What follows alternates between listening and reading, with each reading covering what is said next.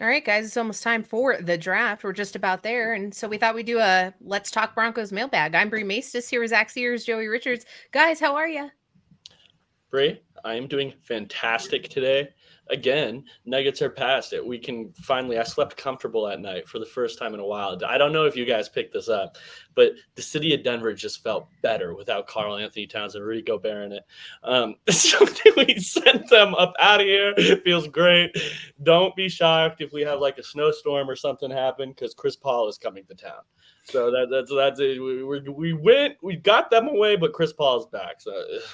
I don't know. But for the time being, great. Fantastic. Yeah, I'm feeling really good about it. Excited for the second round. I know we've all been talking about it. Feels like that's truly the Western Conference Finals with the Nuggets and Suns going to battle. And I don't know what the deal is with the Nuggets having these incredibly stressful clinching games. Of course, I think about I forget if it was the Jazz or the Clippers. I'm pretty sure it was the Jazz. I think that was actually also a Mike Conley team. And it was Mike Conley shooting it, having that incredibly stressful buzzer beater. And then you have Anthony Edwards. That three looked so good. I really thought it was going to OT. Clanked out, threw a chair, crazy ending. But Joey, I know you wanted to. Well, Bree, how are you doing? And then we can get into. I know Joey wanted to predict the second round here. Well, all I'm asking is if things get out of hand tonight, that nobody goes throwing chairs, swinging them. A chair shot Don't to the turn your back back to me. is not what is on my plans for this evening. I'm not looking forward to it, but I am looking forward to the second round for the Nuggets. I'm doing great. Was at the game, collected some confetti, literally, because I am a big fan of, keepsakes and what have you. But Suns coming to town. Games on Saturday. I know the Let's Talk Broncos crew is going to try to hit up some games, but how many games do you guys think that this series is going to go to? I'm going with 6. Okay, Zach, what are you doing? 5? 5. I don't think they close it out in Phoenix. I think they're going to have the urgency to close it out in Denver. I think they would have swept Minnesota if they didn't have if they didn't take their foot off the gas, if they didn't get all lethargic and lackadaisical the last 2 games. I think they take care of business this time. I hate the Suns too, so I'm biased. I don't care. Nuggets in 5. And they've got to give out. It feels like the Suns are so close to giving out. They really struggled with a Kawhi-less Clippers team and had to give Durant and Booker like 45 minutes a game, all while CP3 is finally starting to look washed up.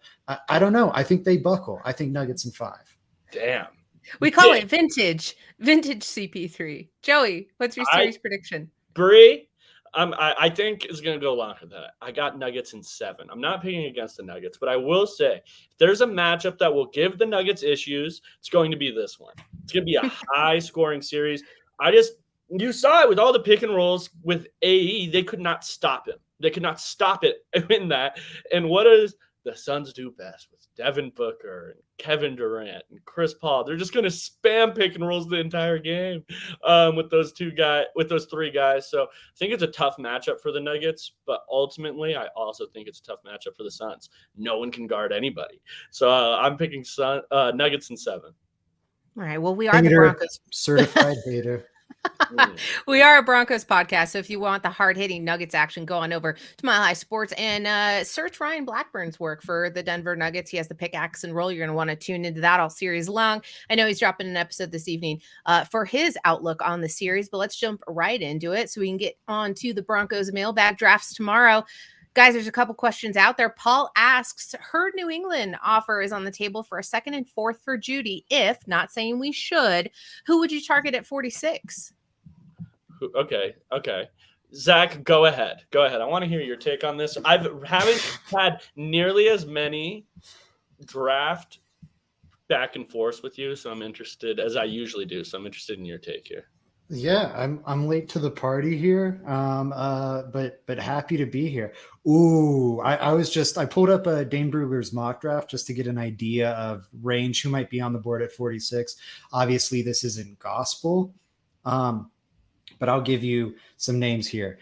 Number 1, Keanu Benton. I love this guy. I've come to him late as part of the process. but just been phenomenal. I think he pushes the pocket really well. I think he's poor man's Jalen Carter. I saw some mock drafts tabbing him to the Broncos in like the third round. You know how these mock draft simulators work. Some talented guys fall down the board. After watching him, I feel like it's more likely he goes in the first round than the third round. After Carter, there are like no defensive tackles in this draft, no high-end defensive tackles in this draft. I know Cansey's exciting to some people, but there's some big holes in his game.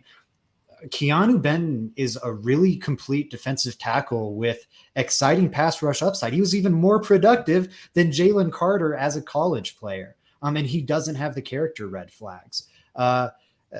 So if he's still there, he'd be a guy I'd be ecstatic about trading up for. I'm a big believer in him. Darnell Washington, I think will go in that range. Perfectly complements Greg Dulcich. We're not replacing Greg Dulcich here. We are complementing him. We can be running some 12 personnel. We can have Greg Dulcich as a power slot. Darnell Washington is that true inline guy. We know Sean Payton wants him to be. He can immediately contribute as a blocker.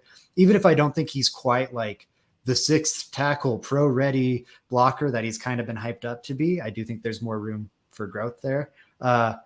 And then just a really talented athlete. The pass catching upside is out of this world. And then last one, Jawan Jones, a massive, massive tackle, a bit of a project. I kind of think he might sneak into round one. Brugler has him in the top half of round two here. Just take a swing at the fences. Give Sean Payton's done a good job of developing offensive linemen in the past. Let's give this unbelievable ball of clay from Ohio State. Like, yes, he's kind of a big body, but he's not like these other big bodies that move awkwardly. He's more, I think, like an Orlando Brown where he can make it work at the next level.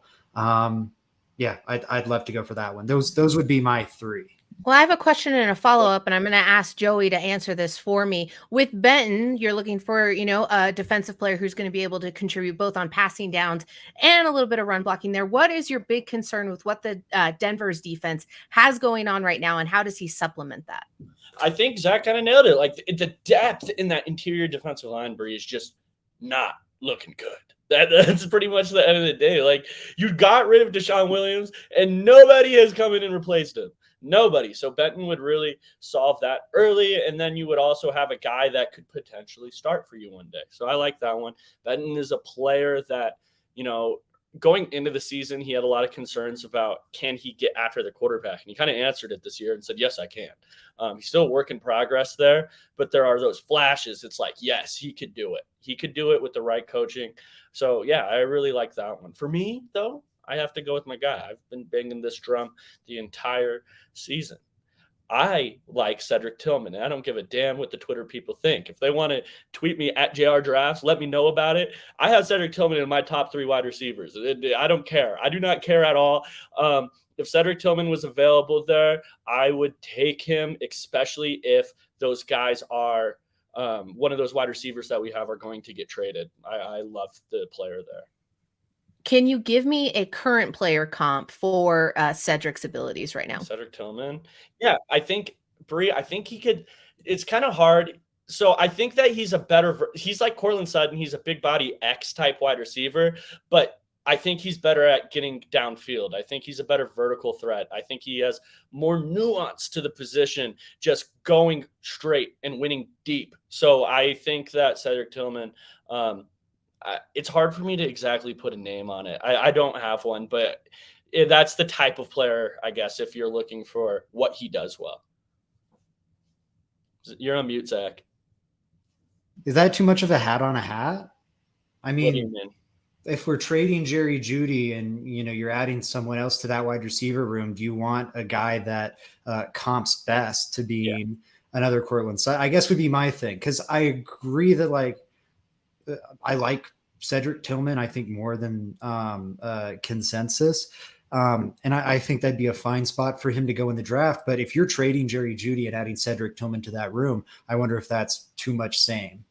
So in this scenario, you wouldn't be trading Jerry Jeudy. I do have to say that. You would be trading Courtland Sutton. And I hope that if you traded Jerry Jeudy, you would be getting – I guess that's true. Like, this was a Jeudy conversation, but You changed the rules on us. I did. I had to give some shine to my guy. Damn. I gave 3 options. I think it balances out. What did you say, Zach? I gave us 3 options, so you balanced us out by giving us a look at what a Sutton trade might look like. It would be a Sutton trade. You're right. I wouldn't do that because Zach, you made a fantastic point. Ooh. Other guy, Darnell Washington, to your point. Freaky.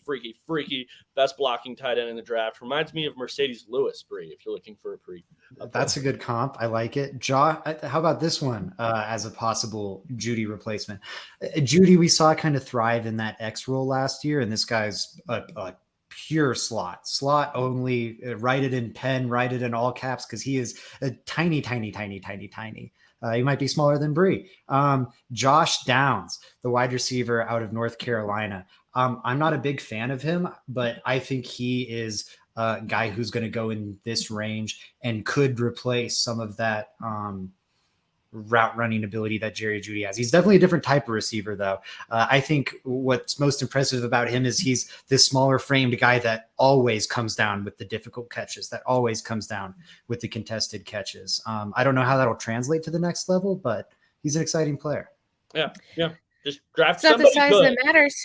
It's just the routes that you run. It'd be interesting, though, because a lot of people have been telling me that Tim Patrick could be really versatile in that middle game. So it's interesting that you would go big or go small while Tim Patrick's a pretty large, big-bodied receiver. I like the answers, guys. Let's keep it rolling. Christopher Hart asked over on Twitter, what positions must the Broncos address early in this year's draft?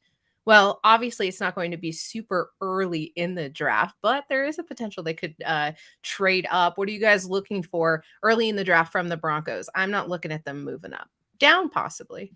I like that train of thinking, Bree. I would also move down. If it were up to me, I'm not moving up. I also want to throw that out there, and I'm in lockstep with Bree. Positions-wise, I think interior defensive line is a big one. Center is a big one, especially – in that area is a place where you usually can get a center, right? So I think center is a big one. Cornerback is another big one where you're lacking a ton of depth. I don't know. I wonder, though, like running back, do I even put it up there? I don't know. Like, it is a position of need. Do I prefer them to draft it early, though? I go back and forth.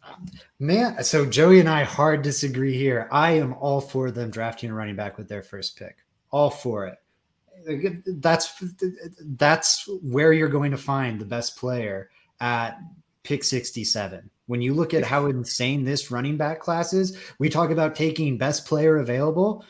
I think it's a very good chance it's a Zach Charbonnet or someone that falls down the board, because all these teams recognize the glut of day 2 running back talent we're looking at. I think that will benefit the Broncos. Now, you could here's the thing. I'm against it in the first round. I'm against it normally, but this Broncos team is in desperate need for running backs. They are. This offense is going to be running back based, and they have Samaje Perine. That's it. Hopefully they have Javonte Williams. Hopefully, but I don't think we can put that in stone yet. I would be all for taking a Zach Charbonnet with that first pick, and let's go. Like, you want to talk about what third round pick is helping the offense the most in 2022? It's not John Michael Schmitz. Let me tell you that right now. It's Zach Charbonnet. He calls me a hater. He's just throwing out the hate, just like without any regard, right there.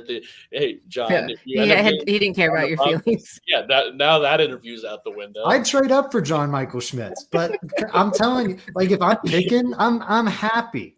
I am happy to take a running back with that third pick. And totally, it does depend on what they think of Javonte's health. But for my seat, I don't know anything about it other than it's one of the 5 worst knee injuries of the last decade in the NFL. And he has a running style that puts a lot of tension and a lot of force and a lot of poundage on that knee. And I'm worried about it going forward. So you look at Sean Payton building this team to be a smash mouth, ground and pound. We're going to run the ball 20, 25 times a game and bring it back to the old Pete Carroll, Russell Wilson offense days. You need a Marshawn Lynch to make that work. And Samaje Perine, Marshawn Lynch is not. Does that mean Spears falls out of that 67, 68 range then?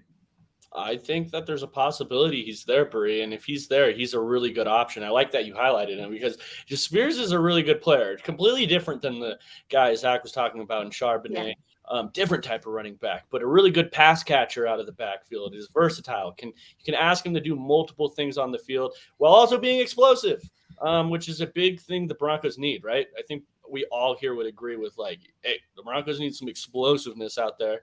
So yeah, I would really like Spears a lot. And Zach, I also agree with you, dude. I do agree with you. I would take running back early. Like I said that, but I do agree with that. I'm under it. And I said this on the last podcast that just take the best player available with that third round pick. And there's a really good chance that guy is running back. Dane Brugler has 11 players with a third round grade or better at running back, just to give an idea of that's rare. We don't see running back classes like that often. We're going to start tier ranking classes. Would you say this class is better than let's say the last 2 drafts? In terms of running back? Yeah. Okay, yeah. Yes. It's the best running back class I've ever seen outside of the one that had Dalvin Cook and all those guys that popped up. That one was I'll have to remember. Crazy, by the way. I'll pull that one up. That is the class that this one really reminds me of. And that's why I would love the Broncos to take a running back in that round. The 2017 NFL draft is what it was.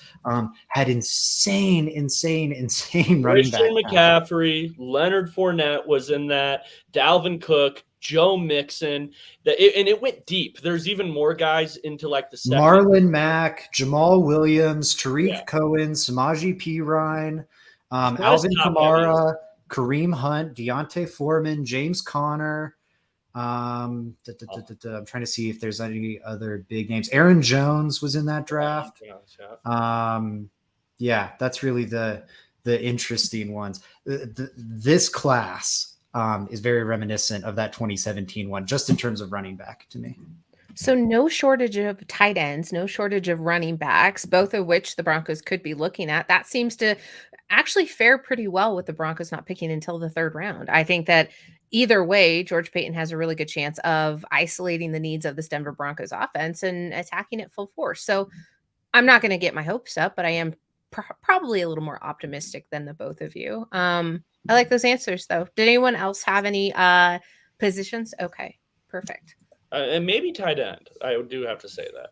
I don't think it's a big position of need. I really don't. But the Broncos make it seem like it's a big position of need. For all the smoke you hear is that Sean Payton wants a tight end. So I don't know. That's one thing that I'd keep an eye out for, especially with this being such a deep tight end class, as you mentioned, Bree.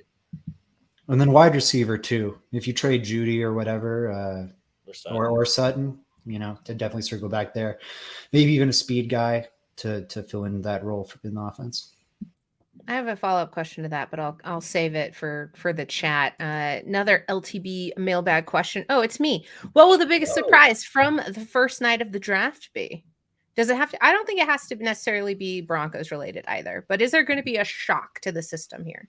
I think that everything's available in this year's draft. I think that I think this draft kind of sucks. Hot take. I don't care what it really is. I don't love it. At the beginning of the draft specifically, and even in the first round, I'm saying day 1 in the draft, I don't like it. It seems like everybody – I think that the guys that you're going to get on day 2 in the second round are very comparable to the guys you're getting at pick 15, 16, 17, 18, 19 in this year's – it's just comparable talent. There's not a huge drop-off at all there. Which is why I'm not a huge fan of trading up, specifically in this draft class. That's just that. So it's hard to say. I think that the entire thing's going to be a surprise. I don't think this is the year where everybody's mock drafts are going to be even worse than they are in the years before. It's always bad. This year is going to be terrible. It's like picking a March Madness bracket. It's going to be insane. To Joey's point, to me, I look at the quarterbacks. I feel like something funky is going to happen with the quarterbacks. Whether that be, I could see the 4 going a lot earlier than is anticipated. I think the first pick is so weird. It seems to be all Bryce Young now, but there's some late movement towards Will Levis. Of course, there's Anthony Richardson connections and CJ Stroud connections too. It feels like it could really be any of those four, and that'll impact what happens at the second pick. And so I don't know. It seems like CJ Stroud and Bryce Young are like the two big favorites for that first pick. I wouldn't be surprised if maybe like Anthony Richardson goes there, just something crazy we're not expecting with the Panthers. I wouldn't be surprised if I see it going one of two ways. Either the quarterbacks are going to get pushed up and just fly off the board, and we see like 4 go in the top 5, which would be historically unprecedented. The best we've seen is like 4 in the top 10 before. I see it going that way, or I see it kind of bucking some mock draft expectations, and a guy like Richardson falls into the like pick 12 or 13 or so. Same with Levis, and there's some surprising drops because it feels like 80% of the teams in the top 10 like could take a quarterback, but could also decide to wait on that for a year or two. So that's where I'll go. The other one to me is Bijan Robinson. I could see him surprising going in the top 10 just because, to Joey's point, it's not a very talented draft and he's a very talented player. So I think it's going to be hard to wait on him for some of these GMs. And I like him going to a team like the Eagles. Like, why not Philly? Let's go crazy and just build a nightmarish offense / run game.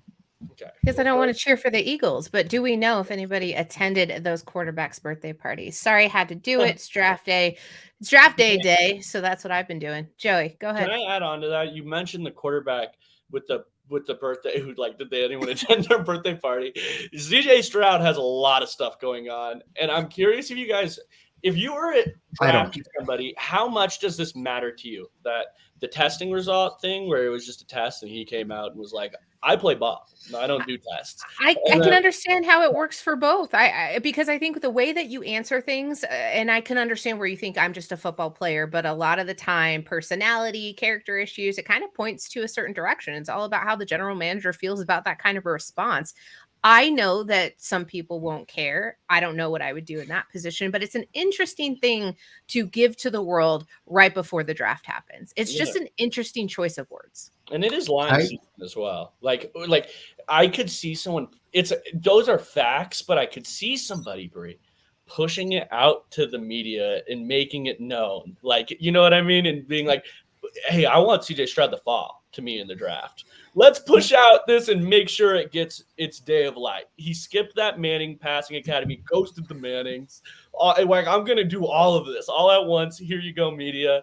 I don't know what to think about it. I'd have to be on the inside. Collusion. Interesting every single year when this happens. And I don't know, maybe that's possible. To me, I don't care about the Wonderlic whatsoever. You can find an old Wonderlic test online and do it if you want. It's kind of silly. I think you can. Not the Wonderlic though. It was the other new test that they have. I know. I'm saying like I don't care about the Wonderlic. I do kind of care about this test. I don't know enough about it to really give a too strong an opinion on it, but it has been around for about 8 years. We have a pretty solid data set on it. It does seem to be a fairly decent indicator of processing ability. CJ Stroud scored really poorly, and he runs that Ohio State offense where we talked about it with Justin Fields and everything. I don't think it means like you can't translate to the next level, but we aren't seeing certain things. We aren't seeing a lot of anticipatory throws because it's a lot of side adjustments, and you're waiting for your receiver to declare his route before you throw the ball. And so it doesn't quite translate to the NFL level, especially from a processing standpoint. And I think we've seen that maybe slow Justin Fields transition into the game. And so you compound, like that was the concern with CJ Stroud, in my opinion, that in the creation stuff before this information leaked. The problem to me is that this test, like what seemed to be a question mark, like, ooh, I don't know if he can do that, now seems to point to he can't do that. And processing is so important at the NFL level. I was just hearing an interview with Nate Tice, a guy who scouts a lot of quarterbacks and played quarterback.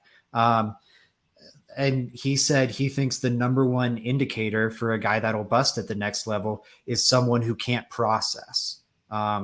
So I don't know what to think of it. I think I'd have to be in the building to know how serious the whole S2 thing is. But from a layman's perspective, it would really concern me. A lot of things can happen up until tomorrow. So, well, I guess we'll see, right? It's always interesting. It happens every single year. This is like this. Some player always gets the craziness every single year by the media. I'm wondering if it's this year, if it's CJ Stroud this year. I'm wondering. You feel like it's a hit shot. You were also saying that the Ant Edwards was a little bit of an interesting release of video. You were worried that, I'm you know, it conspiracy was a little theory. blown out of proportion. I mean, I personally don't think. Anyways, we'll carry on. I don't want to get it on all that. But anyways, yeah. That's exactly why I said it the way that I did. Zach Seegers, which player do you most want to see the Broncos trade up for? Realistic options only, fellas. Don't change the rules on me. Yeah, I think it matched Paul's one. I didn't realize Paul's was also about who they should trade up for. I misread it. I'm changing mine. Yeah, sorry. Let's go in a different direction. Go unrealistic as possible. Go in the complete opposite direction of love. Okay, no, that's fun. Yeah, let's get crazy in here. Jalen Carter. We're talking about a guy who maybe he does start to fall because of these character issues or whatever. If we're talking about an unrealistic trade up, that one, maybe you can squint. Like, let's say some Laramie Tunsil stuff starts happening and he falls into the teens. I mean, the Broncos don't even have the cap. Maybe it's just like Jerry Jeudy. Give it the Packers. Call it the Packers with that 15th pick. Actually, Jerry Jeudy would fit with the Packers offense pretty well. Oh, now we're cooking with some gas. Jerry Jeudy for the 15th pick. Boom, we trade up. Grab a falling Jalen Carter. No way he falls out of the top 10, but we'll live in a fantasy world. And let's ride. I think this guy's a phenomenal talent. I think Sean Payton can coach him up and make sure he doesn't go the wrong way. It's silly to me how we lump all these character issues together. It's like, one, I don't see the motor thing at all on tape. I've heard that discussed. He doesn't seem to like give his motor. I watched some small games that were like against Florida and against what was the other one, like Kentucky, that weren't the biggest games. I watched big game, one of the playoff games, and I didn't see really a change in motor. He's a defensive lineman. He's 300 pounds or whatever, so it fluctuates a little, but no concerning motor stuff for me there. The off-field stuff to me is the drag racing incident. It's an awful thing he did, but to me, it seems like the mistake of just an immature person, as opposed to someone who can't contribute to a football team, or like demonstrating that he is so gone from a character perspective he couldn't contribute. So if we're going to get crazy and a little unrealistic here, trade up for the best player in the draft. Interesting take. Also, you said Green Bay and Green Bay's offense, which is basically non-existent now, but that's all right. We'll go with that. Whoa, Bree, Joey, pause the show. Bree just said something kind of complimentary of Aaron Rodgers. I mean, what's going on? It's more of a like Jordan Love disparagement. But backpedal. Watch the backpedal time. Get her in the defensive backfield for the Broncos. You have 5.5 more minutes for your absolute bullshit right now. All right. Well, while you guys are arguing, I have to argue with Zach, because I always thought that Zach Seegers was Russell Wilson hater, like Incorporated. Like I thought that was his thing to go to. No, Joey has the right answer here. I take it back. Joey's right. He's going to talk all about like this Anthony Richardson guy. I love him. He's the best. I don't know what he's got into it. I thought for sure he was going to Anthony Richardson. He didn't. I lost my mind, Joey. Joey's right. Joey's right. I'm going to go with the fun one, though. I'm going with Zach, another player that I'm shocked you didn't pick, covering the Buffs, a former Buff transferred to Oregon. Why not Christian Gonzalez to pair with Pat Surtain? I want two tall and freaky cornerbacks on both sides. I want to get Christian Parker, those guys. Frankie Abbott has been very vocal about this. You have this amazing DB coach. Give them athletes to work with. And what better athlete than Christian Gonzalez, who's supposed to be like a top 15 pick in this draft? I would love that. That would be so much fun. Now, I will also say, I don't want to trade up. I'm going to keep saying it over and over again. Don't do it. That's interesting. That's the first time I've heard that name come up specifically. And let me tell you, I'm not in the trenches. I'm not doing deep dives here every single day. But as a relatively, side-by-side comparison, we're doing a couple of degrees of separation here. But a hometown hero like that would hit pretty good here for the Denver Broncos. Haven't had one of those in a while. It would be fun. It would be fun. It would be so fun watching. Just if you imagine having two elite corners, that would be ridiculous, especially when you have the best in Patrick Surtain. And you need it in this defense. You need it in Vance Joseph's defense. He's going to put these guys on islands. So, yeah, get you some freaks that can match up with anyone, and let's ride. Let's go. No, I'm not going to say it. I don't know. He's on one. Jolene, and this is going to be a lightning round, asked over on Twitter, will Terrell Davis announce a running back pick from Mexico City? Ooh. Which picks is he doing? Do you guys know it's the 4th round pick? I think it's the 4th round pick. I'm pretty sure you're right about that, Zach. Because I thought I saw DeMarcus Ware doing the at least one of the 3rd round picks. I'm going to say, why not? Because I love Terrell Davis, and then I can say I predicted it. Yes, Terrell Davis, it's going to be very serendipitous. Usher in the next running back to the Denver Broncos legacy. I would love it. Favorite Bronco all time. Okay, I agree. I'm even of all time. Wait. We can't get distracted. Go, Joey. Lightning round. Throw in the running back name. Go, Joey. All right, I'm going with Dwayne McBride. He has some ridiculous and terrible stats out there, though, sometimes. This is a fun fact. Joey's fun fact of the day. He has more fumbles than he has receptions. That's really bad. But I will tell you one thing. Him running the football, he's one of the most electric and best runners of the football in this entire class. I don't care who you're throwing in there. He may not be complete. He comes with his issues. He comes from the UAB team that didn't have the greatest competition. He fumbled way too much, but it's because he was bullying inferior in competition. That's my theory, and I'm running with it right now. Man, some of the most fun film you'll ever watch, because it was just it's like the Quinn Miners film. It's like this guy is just babying people out there. It's not even fair. Par for the course. We just went ahead and completely devoid of. I wanted to hit the time's up buzzer because we didn't. I meant to hit the bad buzzer because it wasn't a running back pick. It was whether or not Terrell Davis would announce a running back pick. Joey, yes or no? Sure. Yeah. I mean, I like the breakdown though. Why does it have to be Terrell Davis though? Wait, because he's announcing. He's announcing one of them. She was just asking if it would happen to be Terrell Davis. Oh, it's pretty much asking if it'll be in this round. Yes. I have a lightning round. I would say it's bad odds. No. All right. Stop. Who's your favorite day 3 guy? I'll go here. My favorite day 3 guy. I like Keaton Mitchell, the really fast running back out of ECU. I love those guys. If the Broncos wanted to add lightning to the thunder in their backfield, he could be an option. Also, DTR, my UCLA guy.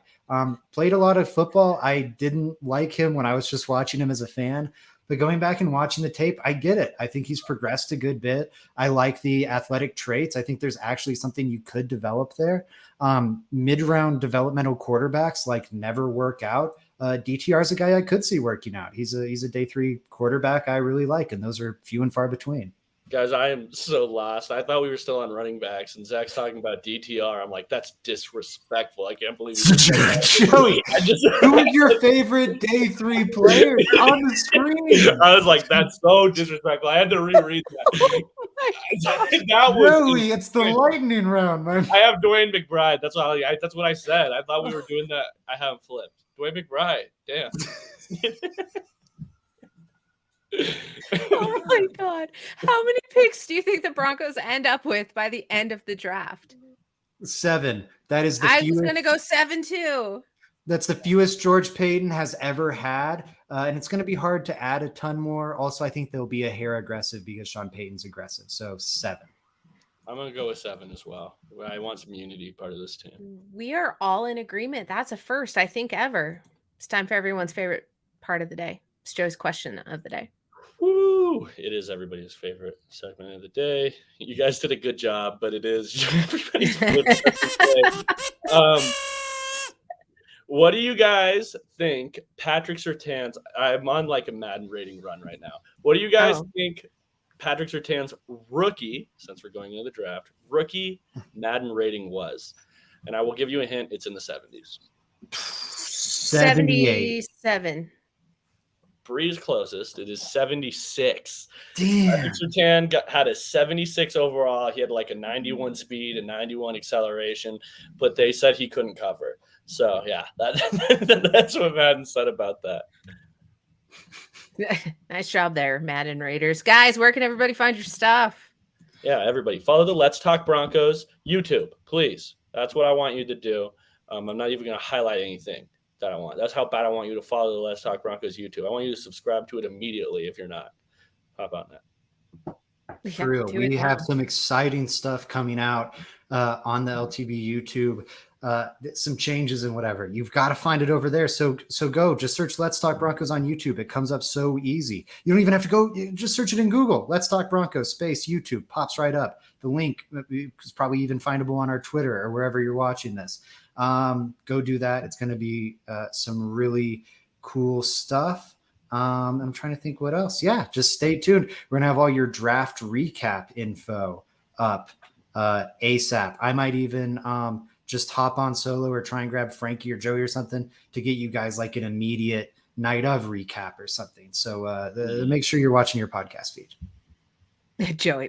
Interesting. You can go follow me, BrewMaces303. Catch all my stuff over there. Nothing too crazy going on, but I'm always posting something, and you can always hear my voice wherever you get your stuff, I guess. Joey. Oh, you already did yours. Bye, everybody. We're good. Yeah. I say we just keep going. We just keep Happy going. draft night. I gotta go. Broncos. Go Broncos.